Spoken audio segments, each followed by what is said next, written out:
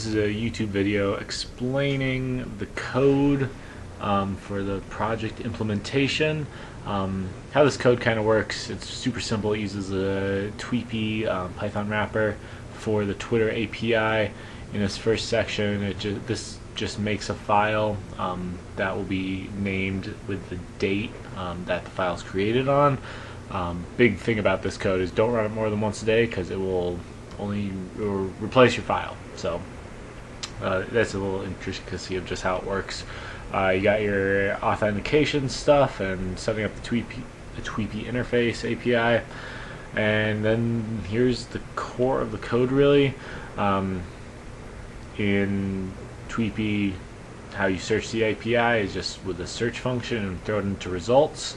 I'm searching for things that have hashtag CMJ in it, so that becomes my search term. Max count is 100.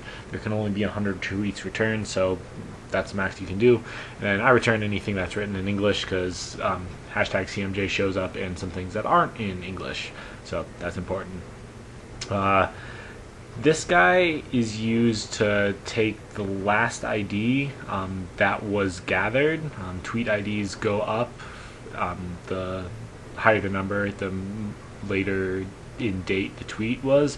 So this is used to read in the last file you just created and then set that last tweet ID to your since ID, which I'll explain in a second. Since ID, max ID, just set that to essentially infinity as far as the API is concerned. When you just run the code, it iterates backwards, always setting the max ID to the lowest number here, and then minusing 1 because max ID is less than or equal to. That's how that works. And it returns the tweet ID when it was created, the username, and the text of the tweet. Pretty much how it works. The core of it is it takes the most recent ID and returns the top 100 results. Then it runs it again using the furthest back result in time from the first iteration, using that as the max ID, so it doesn't return anything above that, and then runs it again all the way down for the next 100, and then the next 100, and the next 100. So it kind of runs from the future all the way to the bottom of the text, and it uses a since ID to stop it when it gets to the last ID you actually grabbed. Pretty much how it works. It's a little bit tricky to comprehend, but it's really simple code.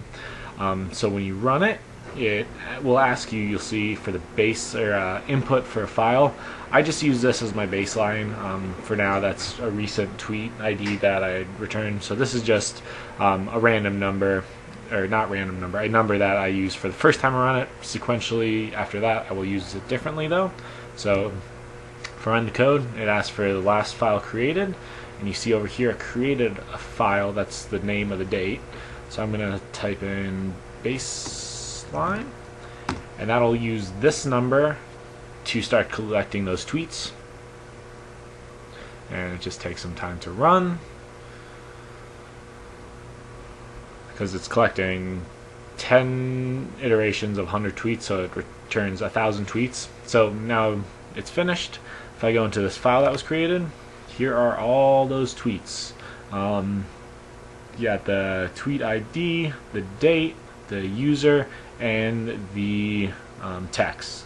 Now all of the texts are obviously going to contain hashtag CMJ. If I were to make this a little bit bigger, scroll all the way down, it's returning tweets all the way back from the 30th. So 1,000 tweets returns all the way back to the 30th. So because of this, I only need to run this code once every couple days. Definitely does not need to be running constantly, and definitely doesn't need to be run even every hour, even every day. Once a day is fine, but no more than that. And kind of looking through all these, there's a lot of retweets I already see, a lot of patterns are already forming, so that's pretty cool. And everything that I've seen, I haven't seen anything that is not relevant to what I'm interested in. So that's important and really good. If I go over to this page, this is a CMJ Twitter for the actual tweet feed, if I were to look for, let's say, pianos in my code, pianos CMJ at French kissing is a text to look out for. So Control F, pianos, CMJ at French kissing. That's a retweet. I bet I can find the non-retweet.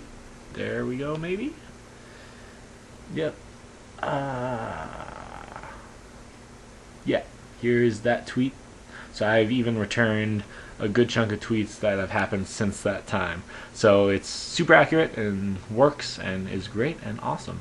And I think that does it for the explanation. If there are any other questions, feel free to let me know.